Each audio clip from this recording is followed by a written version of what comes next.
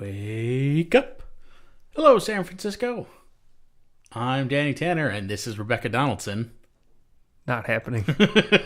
No way. Hey, everybody. My name is Dominic Demore, and I want to thank you all for tuning in to the second best thing you've heard all week. We have a great show for you today that includes a top-notch film review of a slightly disappointing film for me personally, along with the box office results for last weekend, and the numbers are pretty insane. With me, as always, is my co-host, James. Why don't you tell the fans who we're reviewing this week? We are going to review Suicide Squad. Singular. It is one squad. It is a single squad of the suicide nature. Yes. The nature of not making a great movie. Making some bank, though. We'll get into that later. All right, for those of you who have been living under a rock, Suicide Squad is from DC Comics, the same guys who brought you Superman, Batman, and a few other films like Green Lantern that have not done so well. The story follows the villains from these classic comic book characters. A lot of them in this film come from Batman. Some of them are from The Flash. A little bit spread out the rest of the way. But essentially, they've all been captured, either by a superhero or in more traditional sense, like they got busted doing a crime. And they all are serving these maximum sentences, pretty much, like triple life sentences. And there's a woman, played by Viola Davis, who is named Amanda Waller. And she comes up with the idea to essentially give all of these villains a deal. You go on these suicide missions for me, I'll reduce time off of your sentence. A minuscule amount of time. Yes, minuscule. She gets them to do this, though, by force, mainly with an explosive charge in their head. So, you don't really have a choice, and even if you survive, it helps you minimally. So this is essentially the group's first mission together. We have legendary villains like Harley Quinn, played by Margot Robbie. She's probably the biggest name of all of them, aside from the Joker, but he's not technically in the squad, but he is a part of the film, played by Jared Leto. Then there's Will Smith's Deadshot, Killer Croc, played by... Want to give it a shot, James? Adwal Akinowa Agbaji. Yeah, so that guy. He plays Killer Croc, as I said. Jai Courtney plays Captain Boomerang. Karen Fukunaga plays Katana. And Cara Delevingne plays the Enchantress. Joel Kinnaman, who plays Rick Flag, the kind of military member in charge of the entire Suicide Squad. Essentially, they get on a mission when one of them goes rogue, the Enchantress, and they have to go into the city to stop her. There's some other thing that goes along, as in like trickery and why the people are really there and things like that, but there's no point in getting into it. This is going to be a spoiler-filled review, but we're going to avoid some major ones if possible. We're just going to hit on the ones that really matter. And to be honest, the story of this movie doesn't really matter.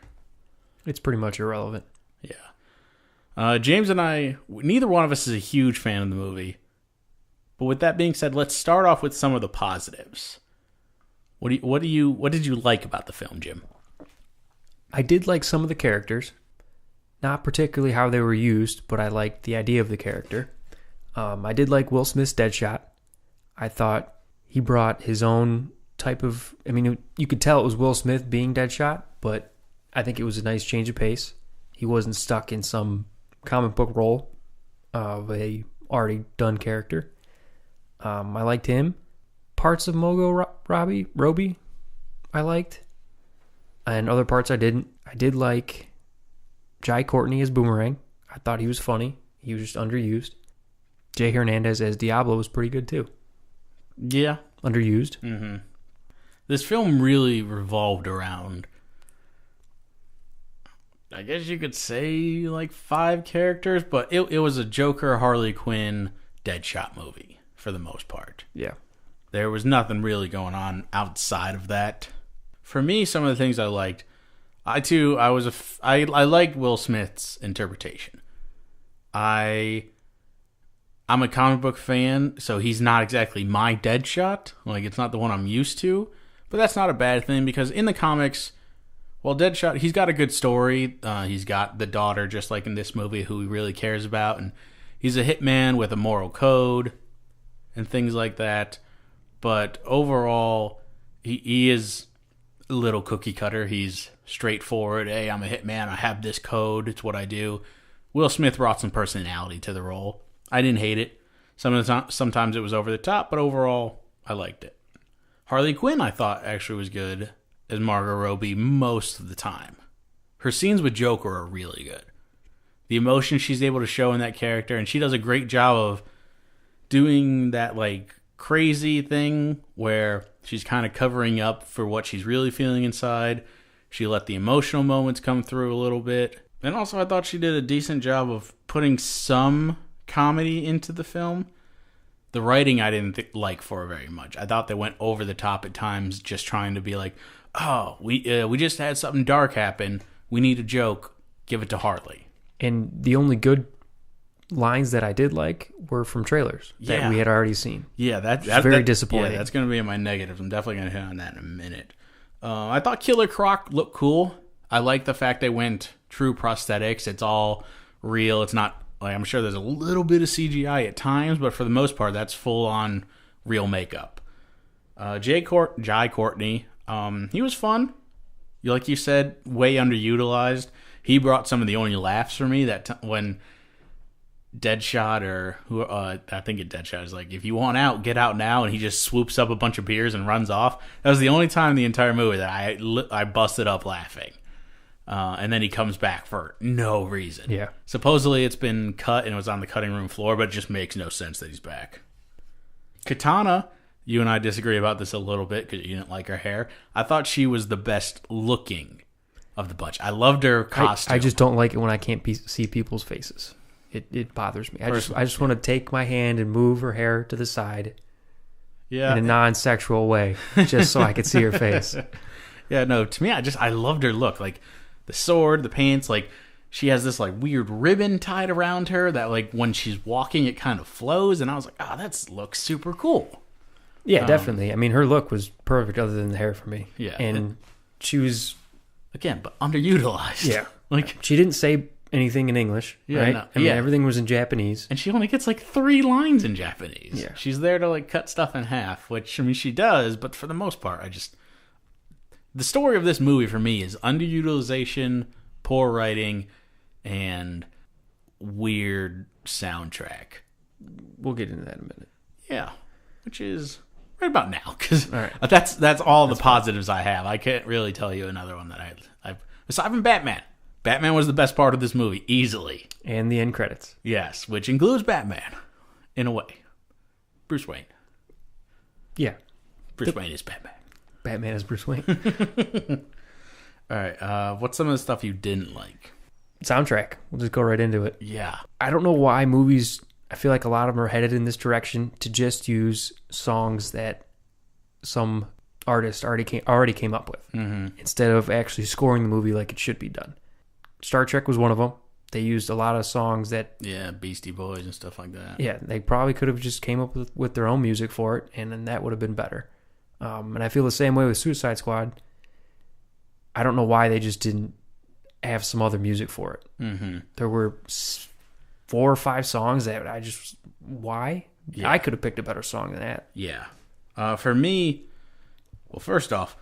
There are so many songs that if they tried to do a soundtrack for this movie, it would come out like now, 36 from when we were kids, like where there's 97 songs that were all popular from a given year. Yeah, they're all old. There's so many songs on this, and where it's like every scene has to get its own individual song. And almost every character had their own individual song. Yeah, and to me, that felt like the studio going back and like, we need the tone to be here. We need them to laugh. Put in an Eminem song, or we want this to feel like really cool. So put in that Rick Ross Purple Lamborghini song when there's a purple Lamborghini on screen. That's really creative, right? Yeah. So that stuff was awful. And for me, an original score would have been so much better. Like, look at something like Batman vs. Superman. Arguably, one of the best parts of that movie is the score. When Wonder Woman comes on screen and that score kicks in, It's perfect. it's amazing. Like, so many people are like, oh, I really like Wonder Woman in that movie. You know why? Because her soundtrack her score is amazing. And once she's on screen, you're like, that's a badass. That's who that is. Yeah, that was honestly the first takeaway I took from that movie was that music played when Wonder Woman came on screen. Mm-hmm. So I also didn't like the soundtrack. For me, the Enchantress, who, spoilers, again, spoiler review, she ends up being the big bad. And in a way, it makes sense because she's way too overpowered to be in this version of the Suicide Squad. I mean, Harley Quinn is wielding a baseball bat for 80% of this movie.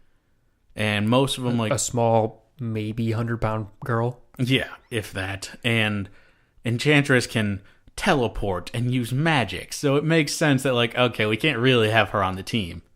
But in the same sense, okay, Deadshot shoots things... Captain Boomerang throws boomerangs. This girl's got a sword. Croc can punch you? Swim underwater? Yeah, and Diablo's spoiler, again, Diablo dies before you can fight Enchantress. Yeah. I would have gotten rid of Enchantress altogether. Personally, I think they should have just bit the bullet and made Joker the big bad. As much as I wasn't a huge fan of him, I think more fleshed out would have forced them to give him proper dialogue. And I'm sure you'll have issues with that as well.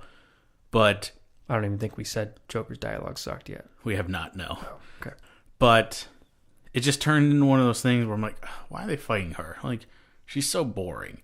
And it made the story way too big.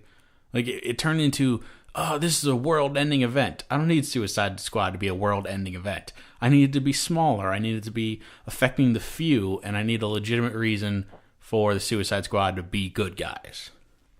And I'm sure they didn't use the Joker as the big bad because the studio's like, nope, can't do that. We're going to use him as the big bad in a Batman film coming up. And if Suicide Squad beats him, obviously Batman's going to beat him. Yeah. Well, I mean, that makes sense. It does, but just you could make them strong while still making Joker look unbeatable. Like you can do something like Harley tricks him. Like Joker wins, but Harley ultimately tricks him and somehow everybody escapes, but it all ends up right. It's a horrible way to explain it, but I get where I see where you're going. Speaking of Enchantress, what did you think of the black goo cannon fodder minion she has? They were terrible. I thought so too. Very boring. Yeah. They felt And like they didn't make any sense throughout the film. Mm-hmm. Like Rick Flag's SEAL team or whatever they are, they would shoot them multiple times and they wouldn't do anything, but Deadshot would shoot him right in the head and then they would die. Mm-hmm. That didn't make sense.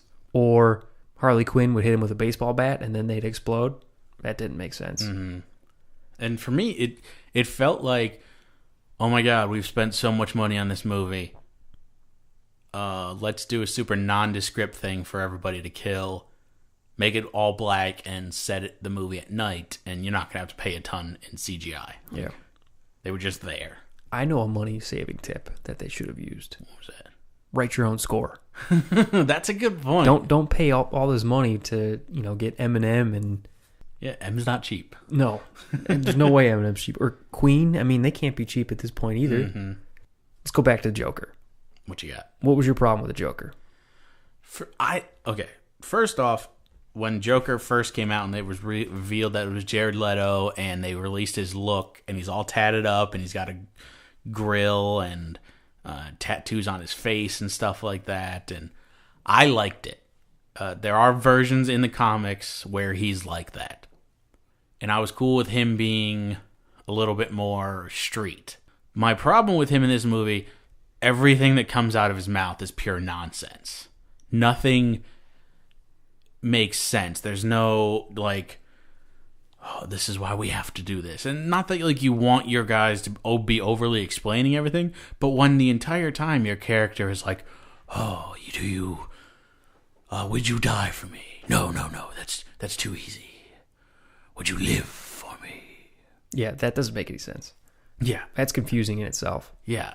And like it's a good line, I guess, like if you surround it with proper things, but he did that the entire time. I mean, you got to remember, he is following up arguably one of the best performances on screen with Christopher Nolan's Joker. Yeah. And I mean, that could have been something that they just wanted to stay away from and not do anything like that. Yeah. But I think the whole Joker look is about 8 years too late. This movie came out like 8 years ago with the grill and just some of the flashiness of him. Mm-hmm. It would have fit better then. But I don't hate it, and it was a dialogue thing again. Just the writing sucked for him. Yeah, rumor is there was a report that came out on Reddit, either yesterday or the day before maybe, that there are a lot of Joker scenes cut. So maybe there's some saving dialogue in those to where, because I didn't need a whole lot. Like, he can be all this weird, insane thing, but like he gives me like 3 or 4 lines where it's pure like normal. Yeah. That's what was great about Harley Quinn, because she would say these random off the wall things where like, oh, but it fit and it made sense. Yeah, and then 5 minutes later when she's alone, like that scene where she's sitting on top of the car after she thinks she's lost the Joker, and you see like who she is and how sad she is, and then all of a sudden she changes and she's like, "Hello, boys." Yep, it was great. That was my favorite moment of the film. Yeah, that kind of rubbed me the wrong way with Joker. Some other things. It was a really weak first mission. Just the idea, like, okay, you're going in to extract this highly valuable target. They don't tell you who it is, and then the twist that it's Amanda Waller was awful. Spoilers, sorry. Like, she's like, well, I was doing research in case, like, this woman can turn anybody she wants into a slave, with a goo slave. All right, well, that never comes back into fruition. Like, it meant nothing. You didn't get Amanda Waller, like, trying to capture her for that ability. Doesn't come back. And the fact that she needs an escort to the top of the building to get onto a helicopter. But as she goes to get onto the helicopter, she's like, I'll send another helicopter for everybody that I just sent to save me. I'm going in here alone. That was dumb. Yeah, I mean, I don't buy the whole phone app thing to kill all of them. I mean, that makes sense. Radio frequencies and all that. No. I understand the science of it, but how easy is it just to take her phone from her? Solid point, but I mean, are you willing to be the one who like gets tapped first? Like, she's not gonna get everybody, but she's gonna get somebody. I mean, at that point, you're serving a how many life sentence? Why not? Yeah. Speaking of that, again, spoilers. Slipknot.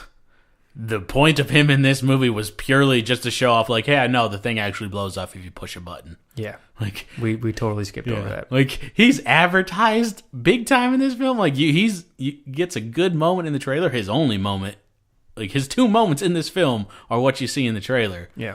And he's a fairly big name actor, in my opinion. Like, if you go for a Native American, like, if you need him, a Native American actor, he's the guy you go with. Yeah. Was on SVU for a couple of years. He's a good actor. In this, they just had him show up. He punched a chick. He tried to run. Head blew up. Yep. Useless for me. Yep. Like, I was walking through Walmart the other day, and I saw a Suicide Squad poster, and he is on the poster. Like, giant. How much do they have to pay him? Yeah, I was like, what? Why is this here? So that was stupid. But none of the characters got any real backstory, any real development. Killer Croc got nothing. Jai Courtney got nothing. Katana got nothing.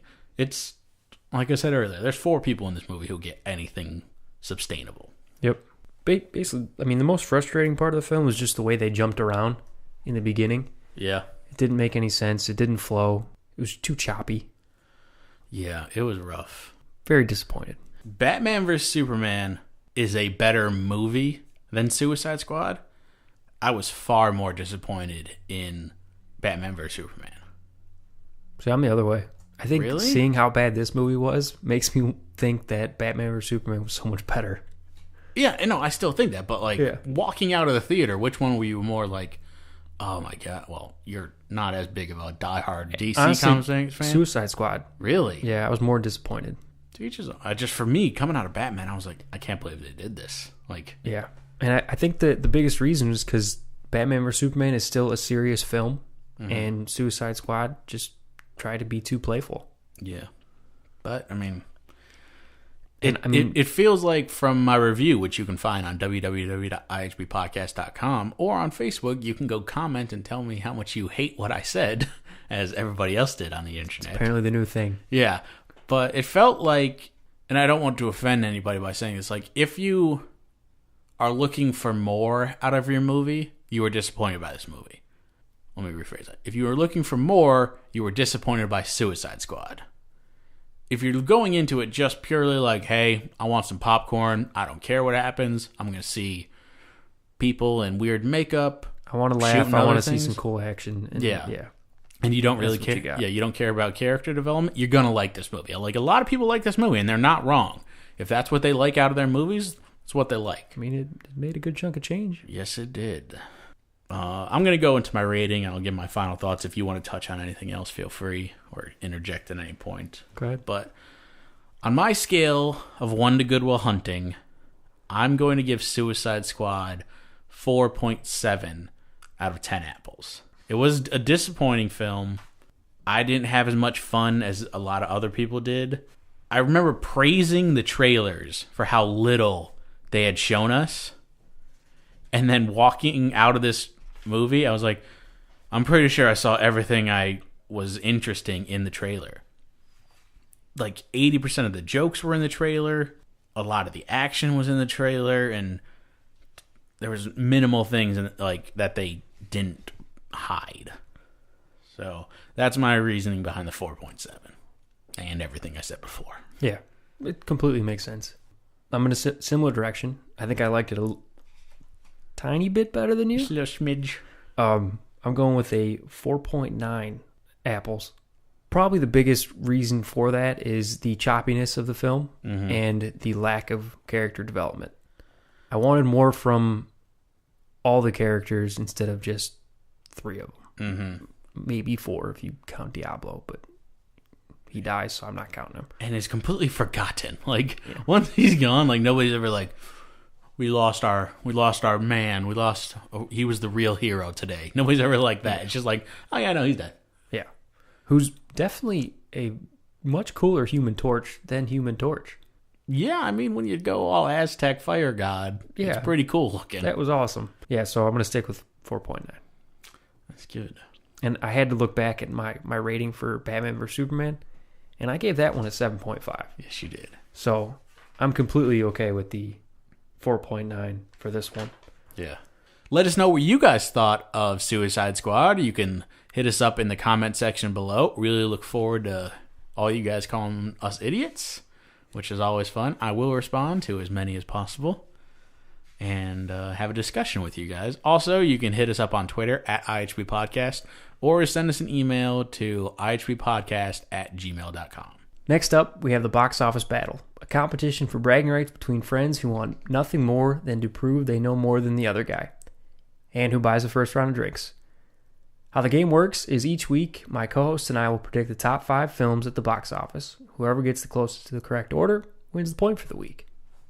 And having one movie wrong gets you nothing. It really doesn't.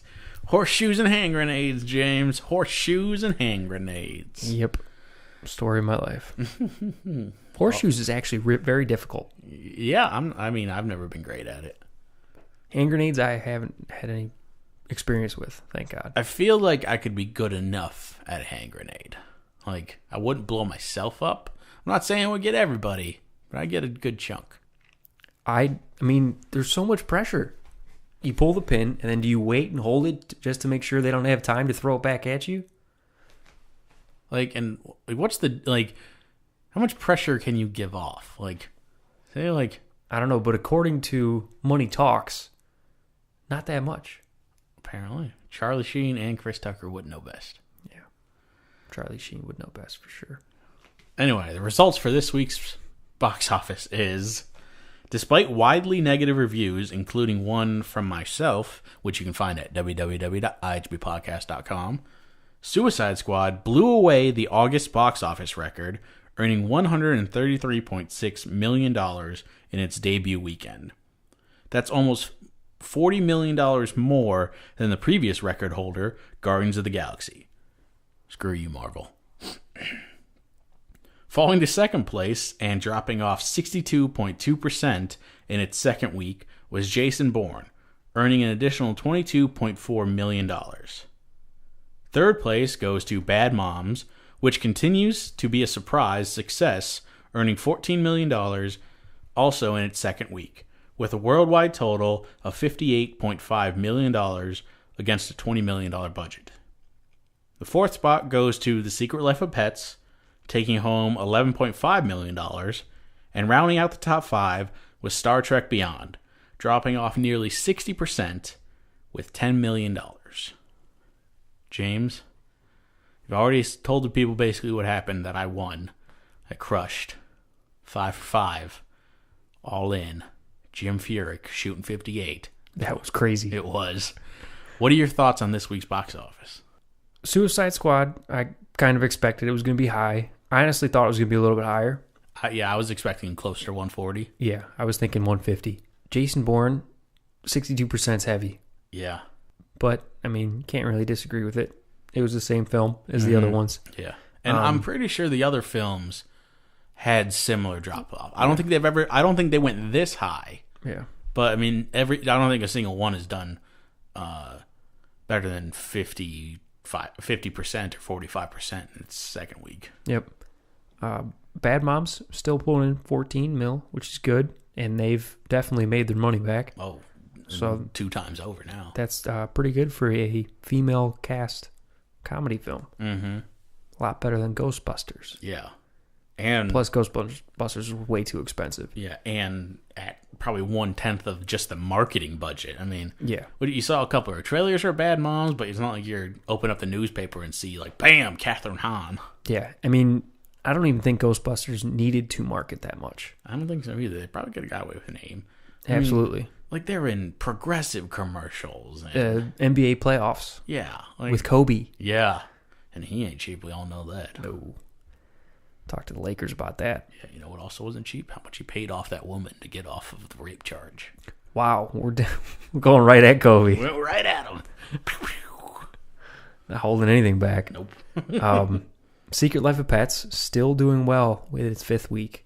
I'm not sure anyone expected it to keep going like this. Yeah, I mean, over 500 million worldwide, over 300 domestically. So on a $75 million budget. Oh yeah, it's a monster, and it just proves, because it's not a good movie. I'm pretty sure I gave that movie like a 4.9, which, while higher than what I gave Suicide Squad, is a worse movie than Suicide Squad. Really? Yes. Interesting. That's one of those that I've talked about before. Like, I might have rated it lower, but in quality, it's a better movie. Yeah.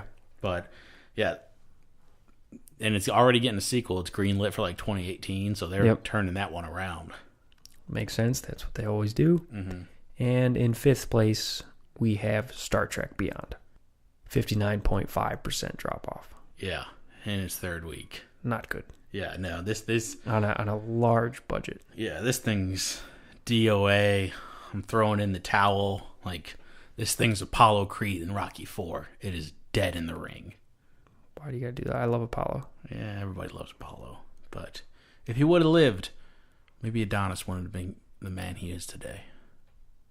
That is also true. And Creed would not have happened. No, I love Creed. Creed's a great movie. I don't reference that movie enough on this show because I loved Creed. No.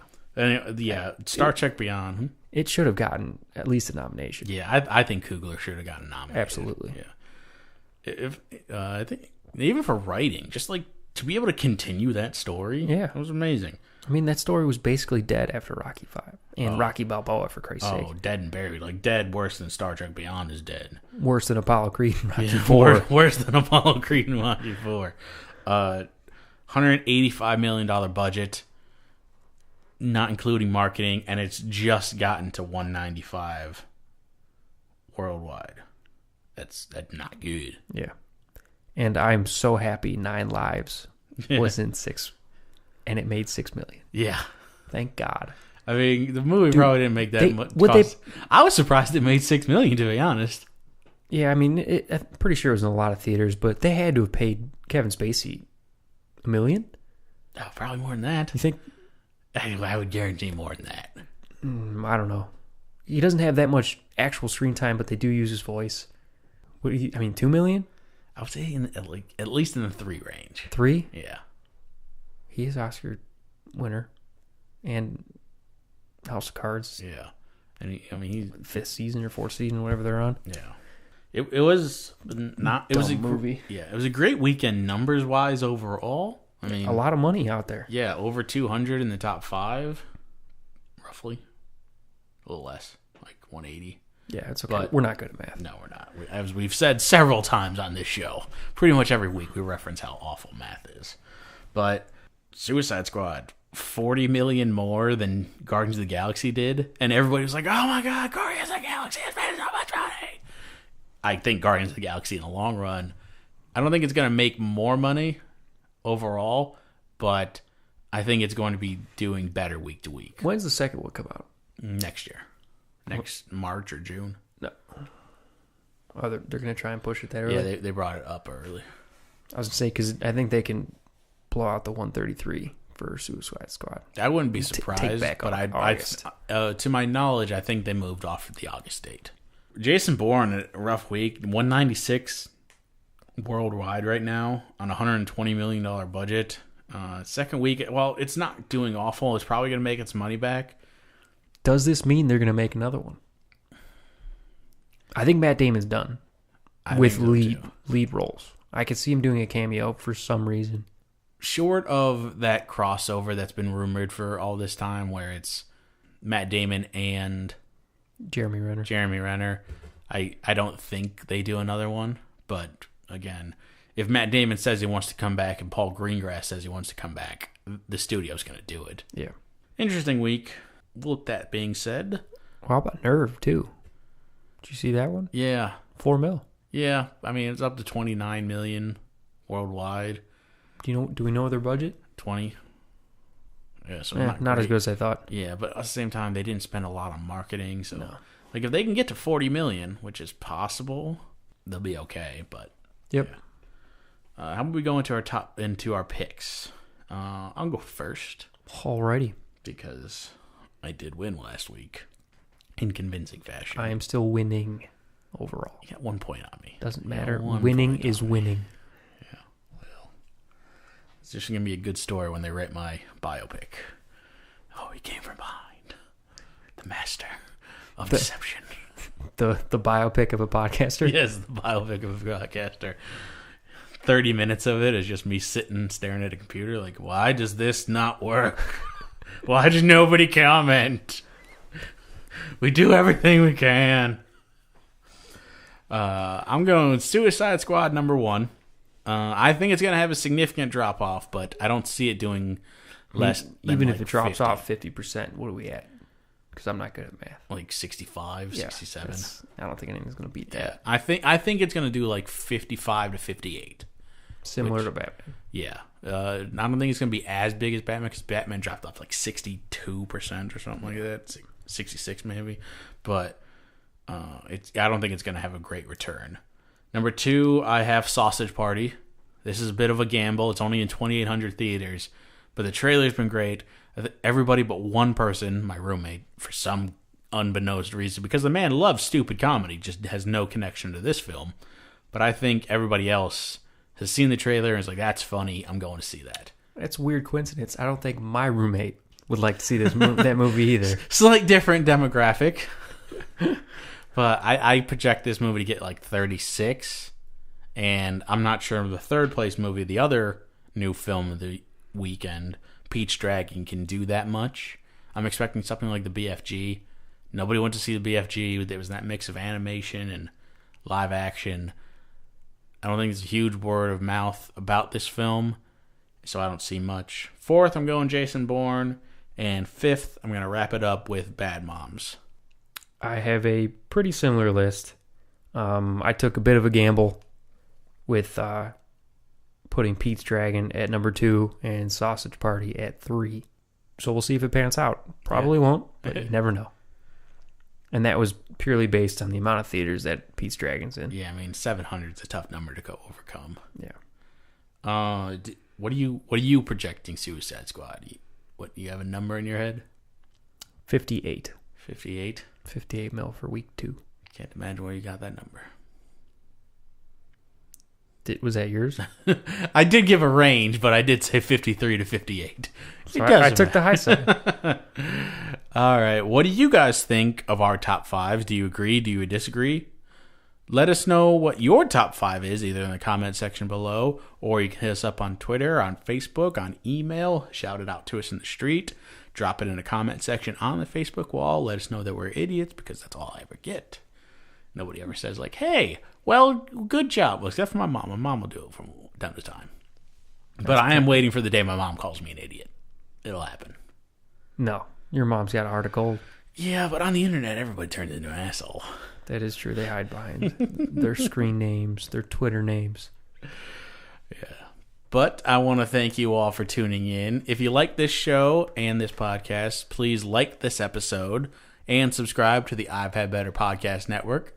Also, follow us on Twitter at IHB Podcast, and on Facebook, go like the I've Had Better Podcast page.